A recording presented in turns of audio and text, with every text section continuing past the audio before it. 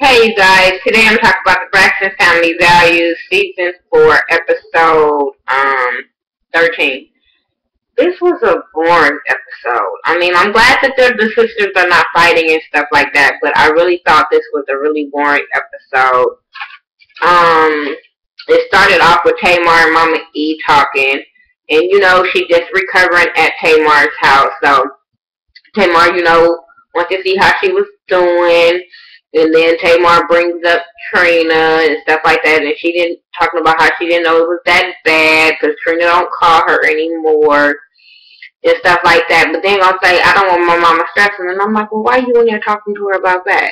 Can we talk about Logan? Can we talk about you? Why would you come in there and talk to her about somebody else's business if you didn't want her stressing out? I was feeling some kind of way. But we know this is a reality show. They can't talk about nothing but what's on reality, I guess. Then after all of that, because she don't want to talk to her mama that long, Tracy is at rehearsal. I'm sorry. I just want Tracy to find something else to do besides singing. I really do. I don't think it's for her. Now, that last call song, I thought it was cool. But you saw all the work that was put into it to make it cool because it wasn't just her. I'm just saying it was all the stuff, the engineer and all that behind it. I'm just not here for her singing. Maybe what happened to her want to do hair? Maybe she couldn't. I don't know. But I think she can do comedy or she can do the radio. But I don't think the singing part on the radio is working. But, yeah, because she sounded bad. And her manager sat down and talked to her because he noticed that something was off. And she say it's because of Kevin. And I'm sitting there like, oh my God, I hate when people that's supposed to can sing, blame it on somebody else for them having an off time or whatever. And this is just rehearsal. But, girls, but my thing is, why can you sing with your sisters? Maybe because they harmonize not together. I don't know. She ain't never had like a solo part. I don't know. But yeah, I don't like when people blame it on the other person. But yeah, she talked about how she's stressed out because of Kevin and his engagement, and she's hoping he don't bring the girlfriend because she won't be able to focus and all that kind of stuff. And I'm like, okay, whatever. Trina had a talk with her older son Eric first about their whole moving situation and how it had to happen in like 3 days because she had 5 days to move. 2 of the days she was with her mama, and I'm sitting there like, well, you ain't got time for this conversation right here. If you gotta hurry up and move. But she says she's on the place that they can rent 6 months, so I guess they got time. All right, that boy. I'm just leave other people's kids alone. I'm just gonna leave him alone. I just want him to cut his hair. Do something, comb it, slick it back. I don't know. I hate his hair.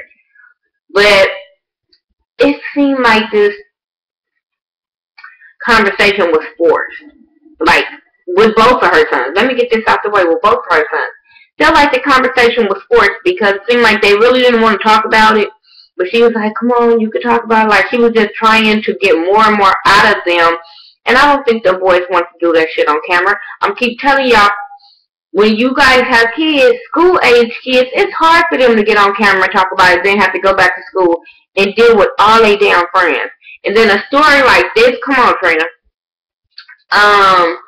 But now he's talking about he can't sleep, he can't eat, and I'm sitting there like, y'all see what y'all do to these kids going back and forth? I'm just saying. Like, parents need to realize they have kids and the choices that they make affect their kids. So, Trina, you going all that back and forth, and now look who's paying for it, your kids. I'm just saying. But now he can't eat, he can't sleep, he's depressed and all this shit, and he don't know how to feel. Okay. The other son just didn't want to talk about it. He didn't give a fuck. Like, when it was in that car, I swear, he just seemed like he really was out of it. He didn't care. He didn't want to talk to his mom about that kind of stuff. And she was like, you can speak openly. And I guess he like, no, cameras is rolling. I ain't got nothing to say. But she was trying to get something out of him, too, that wasn't going to be got. Like, these are teenage boys. They already don't want to hang with their parents. let alone spill out all their damn feelings on camera to their parents. Come on. Um, Mama E, Tamar, and Tony go to the spa, and Mama E took off that neck brace because I think she did it for she lame. Like, she wants to look good at all times, and she knew she was going out in public, so she took that off, talking about the doctor saying she can wear it on and off. And doctors usually say that because they don't want you to keep your neck like that. They need you to get the mobility in your neck, so I get that part. For me having surgery, I do get that part. But Mama E was like, fuck that, I'm not going outside like this. I got to look good at all times. And she did. They talked about Trina, and because the mama didn't really remember everything that happened because she was sedated or whatever. So they end up bringing up Trina once again and telling how she's eating. Luckily, she's not drinking, and how Gabe did all of this kind of stuff to her. And Mama E is just basically like, she understands. Trina is the type, she said, from her divorce and going through the divorce, she kind of understands Trina. She said Trina might feel like a failure. Trina might feel like a fool and all that kind of stuff because of their relationship or whatever. And she was like, Trina has to be the one to say enough is enough because Gabe is a fool. And that's true. I have a problem with this whole, I'll talk about it in a minute after I talk about Trina and Gabe again. But yeah, so she was just saying enough is enough. Tony feels like it was a puppet relationship. Tamar feels like it was a controlled, what does she call it? Brainwash relationship. And I'm just like, I can see that, but Trina grown ass woman, like, I don't know. I guess it's hard for me to be able to relate because I wouldn't go through nothing like that. Especially over and over again. He's done too much to keep forgiving him and going back to him. Especially when you have kids, and like I said, all choices affect your kids. So by me loving my kids, I'm not saying she don't love her kids, but by me loving my kids and wanting the best for them, I can't see myself going over and over in the same bullshit. Like, I can't. Like, every relationship has ups and downs, but that kind of infidelity and, Gabe has not been the best since this show has started. Since the show has started, when she was trying to get bar chicks and when she was trying to go to school and all the stuff that she was saying that he had to pay for and how he was stingy and how he was this and how he wasn't supporting her dreams. Like, come on now. Gabe didn't just become this asshole on season 4. I'm sorry, he didn't. He was an asshole on season 1 when all the sisters sat around and talked to his ass and shit about Trina and her drinking and all the stuff that they were going through. This shit didn't just happen. But anyway, moving on from them or whatever. And then Tamar was talking about how Gabe had made Trina feel some kind of way about making her feel bad for her cheating. Like, it was just as bad as his cheating. Regardless, I'm with Gabe on that one. Regardless, y'all both cheated. Regardless of who did it how many times and with who and how public it was, he can be just as fucking hurt. Like, come on now. Like, I'm not gonna never give that to just, like the mama was saying, I think it was, if he can do it, we can do it. No, we can't. We as women, I'm sorry, I know women want their power and their independence and stuff like that, but we are not going to be able to still get the same labels that he would get. I'm sorry, it's not going to happen. We're going to be called all kind of hoes and ratchets and thoughts. I don't give a fuck. We are. So no, we can't do it because they can do it. No, not unless you want them labels. Maybe some people just don't give a fuck what people call them, okay, but I don't want to be labeled as a hoe from nobody. Whether I cheated 1 time or 1,000 times, I don't want to be a hoe. No. And to me, it seemed like the sisters were taking up for her infidelity. And I'm sitting there like, okay, but if that was y'all brother getting cheated on, would y'all feel the same way? I don't know. I don't know. That's why I always try to look at both sides to the story. But okay. Trina, I talked about her and her son in the car with care. So let's keep on going with because Trina got more to talk about. Okay. Tracy goes ice skating with her son, and she wants to talk to him out of marriage. I have a problem with that. I will always have problems with mothers trying to talk to marriage out of their sons, because if you know what you raised, and maybe that's her problem, she knows she raised. I'm just saying. Because if you know what you raised, you know he probably is doing for the right reasons. You don't want him to keep on stringing a person along. This is me just playing devil's advocate. But so I get that as a mom. I get that as a mom. But like I said before, I have an 18-year-old son. His girlfriend is 18. If they would get engaged now, I would just only tell them to keep the engagement as long as possible until both of y'all have your own job, your own place to stay, cars, stuff like that. Make sure you guys are stable before you get married. But I wouldn't be like, no, why? Is she pregnant? To me, that just pulls your child farther and farther away from you. And I can use myself as an example. When I got with my dude, his mama wasn't, when we got together as far as the relationship, his mom was cool with it. Because he's younger than me. You know what I'm saying? Probably the same age difference is, Tracy's son and his girlfriend. Probably same age difference as me and my dude. And when, like I said, his mama was cool with it, because even though he was younger, man, his mom was cool. So I went to her and was like, do you mind me dating your son? Because me and you are cool. So she was cool with it. But when the relationship got more serious and stuff, she was mad. She was mad. She felt like I trapped her son and stuff like that because I ended up getting pregnant or whatever. But it didn't help her case out any better, because what she raised is what she got. She got a person that took care of his responsibility, stepped up for his responsibilities of his part in the situation. So she got what she got and then got mad. This is what you raised. And so, I guess I talked to a couple of people. Then she came to me and let me know, like, he did do the right thing or whatever.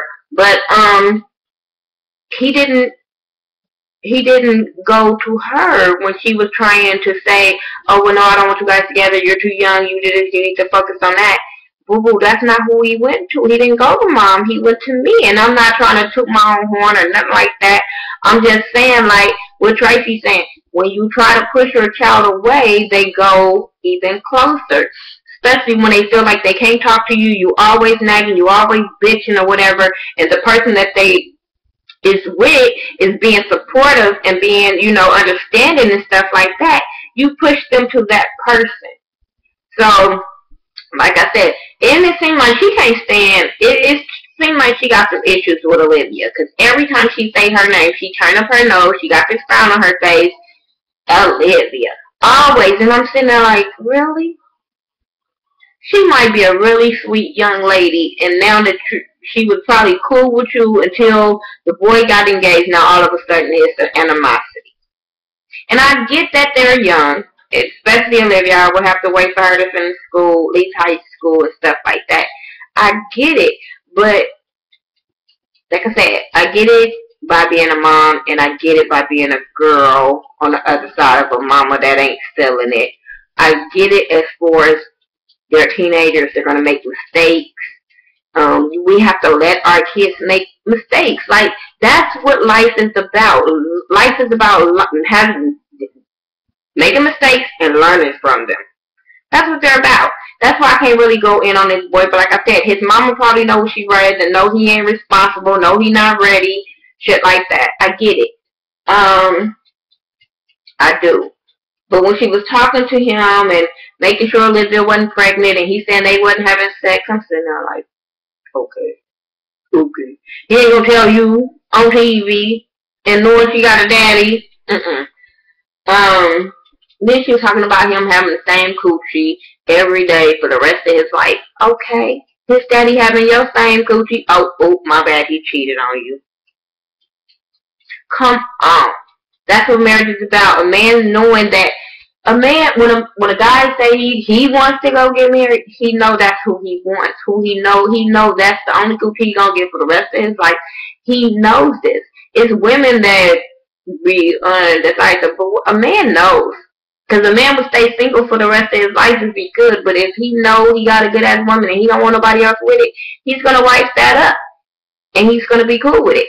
It's all the bullshit that comes on after the marriage. But right now I think the boy's in love and he's gonna have to learn from it. I'm just saying. He has to learn from it. Then you have Trina and her moving day. I didn't care about this.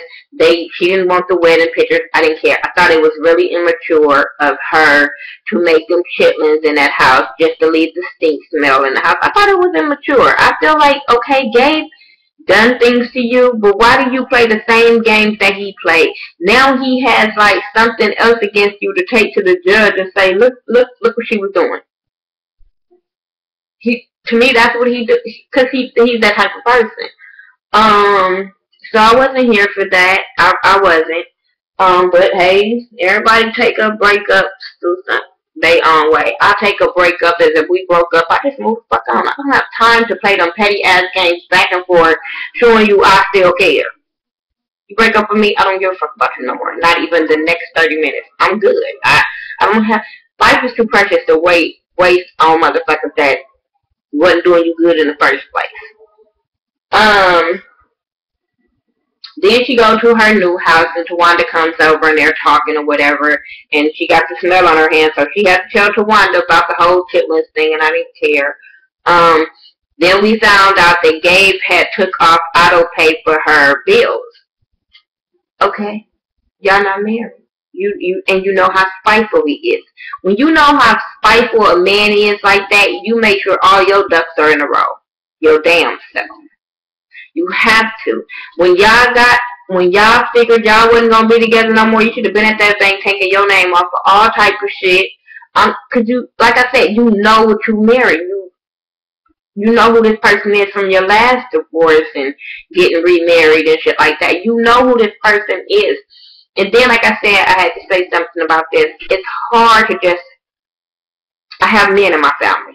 I have men that I'm close to in my family, and I know how they have messed around with fucked up laws. Not saying this is Trina, but I try to look at both sides all the time. And when it has these type of shows, we're not getting both sides of the story, so it frustrates me. She can be bashing Gabe all day long, but by me not following him on social media and stuff like that, I don't know his response. So I don't know how true this shit is. And I don't, you know what I'm saying? So maybe they've had a talk. Maybe that was all his money. I don't know, because through the seasons, Gabe have been taking care of her financially.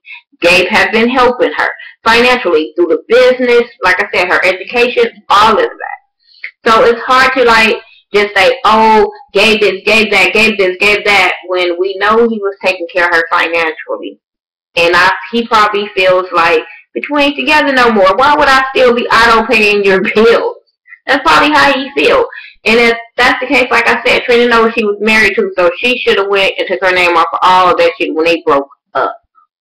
When he went to court and said you was pregnant and you said that was a lie, you should have been making sure all your ducks were in a row. She's talking about, oh, you want to mess up my credit. You messed up your credit. I'm sorry.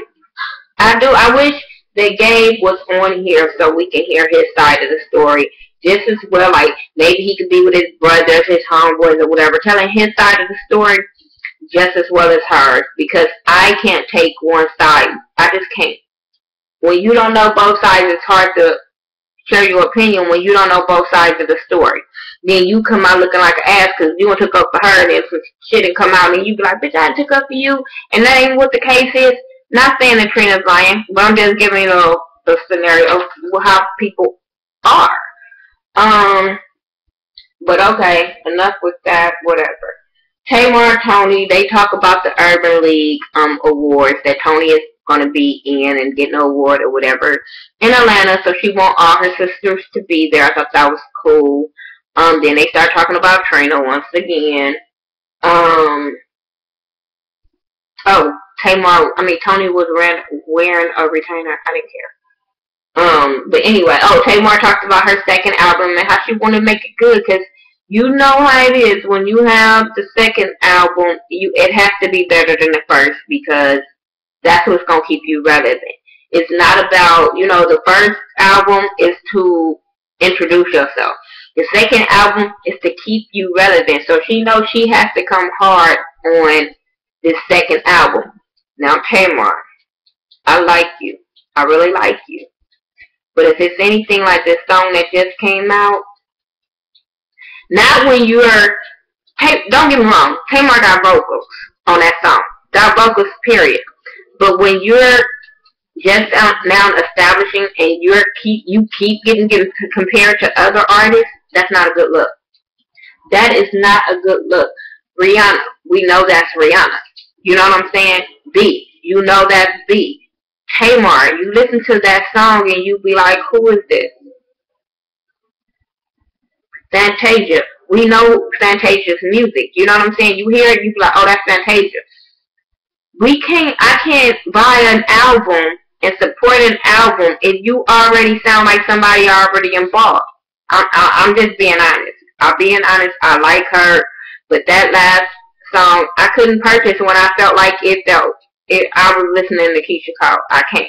I already got Keisha Cole. So for your album, you have to really come hard. I'm going to, when it drops, I'm going to listen to the sample songs on the playlist, and then I'll go from there. I'm not going to just run out and get it because Love and War was just banging, so you wanted her album. This one, you got to come a little bit better for me to run and pay money for a physical copy. Oh my dollars and shit.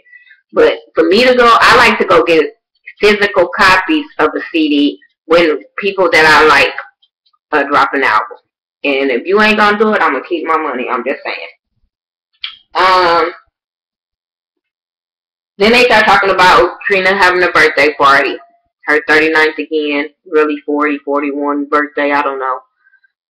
But she's having a super theme party, and Tamar feels some kind of way because nobody called her, nobody told her, and stuff like that.